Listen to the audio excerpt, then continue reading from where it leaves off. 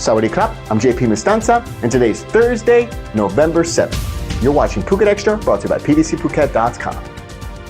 A motorbike taxi driver was caught on video slapping another motorbike rider in Patong just a day after all of the motosais in Patong were told to watch their behavior. Police have tracked down the cabbie and charged him for the violent offense. The video spread across local social media channels this week, spurring many comments about the behavior of Patong motorbike taxi drivers. The motorbike taxi driver, only identified by Patong police as Mr. Patiwat, he was brought in for questioning on Wednesday evening to Patong police station, which is when he confirmed to being the same man seen in the video and admitted to having punched the motorbike rider in the head. He was also tested for drugs, the result of which was not reported. He told police that a traffic accident prompted the violent reaction, and Patong police did charge Patiwat with assault. The move comes just one day after dozens of Patong motorbike taxi drivers were ordered by Patong police to meet with them on Tuesday evening to explain what behavior was deemed appropriate.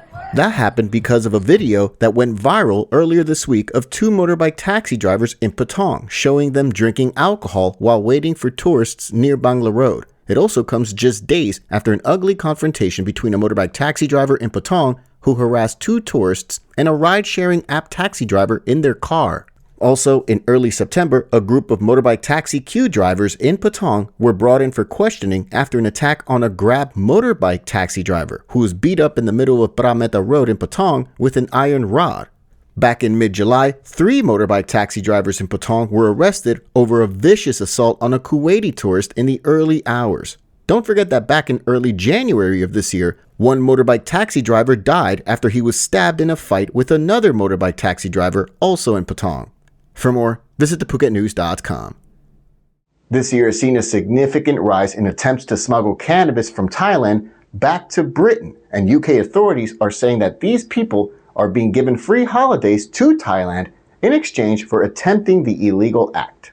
British Ambassador Mark Gooding introduced visiting officials from the UK's National Crime Agency to the Office of the Narcotics Control Board, the ONCB, last month. British authorities asked for cooperation from Royal Thai Police in preventing the smuggling of cannabis into Britain. The delegation told them that drug smugglers were recruiting people in Britain through the Telegram chat app. They offered free tours to Thailand plus pocket money in exchange for smuggling cannabis back to Britain. The Bangkok Post reports that British authorities have been seizing hundreds of kilograms of cannabis smuggled from Thailand. The amount had risen significantly this year. Just this week on Monday, Thai authorities found a parcel declared to contain a dietary supplement that hid 210 grams of a precursor for making ecstasy. The parcel was sent from the UK to a British man and a Dutch man living in Bangkok.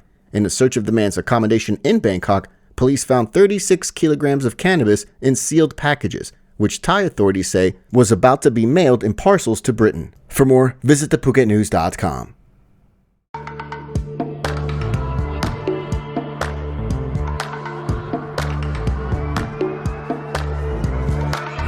I was sure that it'll be easier to clear you from my mind. I wish you fall off from the window, take a bad trip to the ground. Ooh.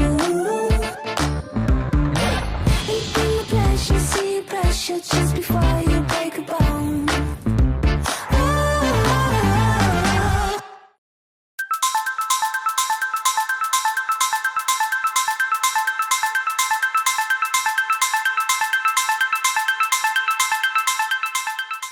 One of the top marine experts in the country is predicting that the dugong populations in the Andaman Sea will decline by 70% over the next 4 years due to the supply of seagrass slowly diminishing.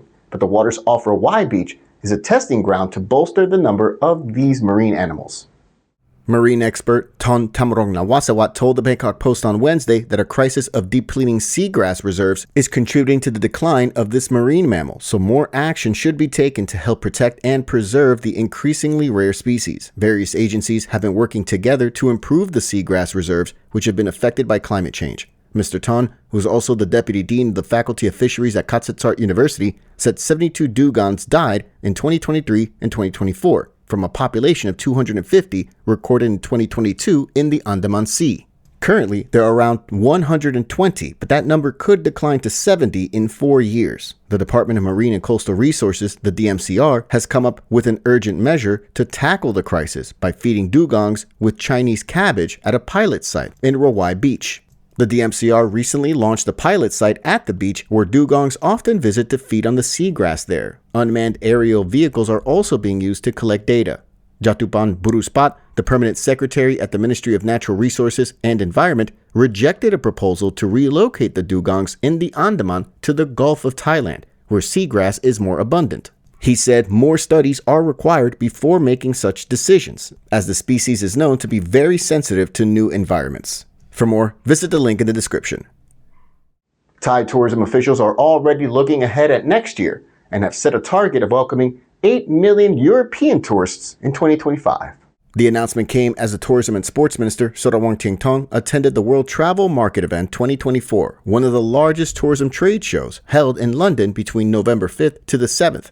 After the event, he will invite foreign ambassadors to Thailand, focusing on major markets like the UK, Germany, Eastern Europe, and the Middle East, along with airline representatives, to discuss flights and preparation for 2025, especially during the high season, according to the Bangkok Post. This year, Thailand expects to welcome 9.6 million long-haul tourists, including 7.3 million from Europe, according to the Tourism Authority of Thailand.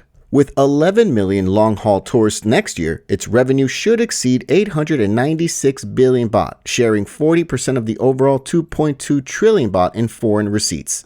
For more, visit thephuket.news.com. Thank you so much for joining us here today on this Thursday edition of Phuket Extra, brought to you by pvcphuket.com. We'll see you again tomorrow. Until then, stay classy, Phuket.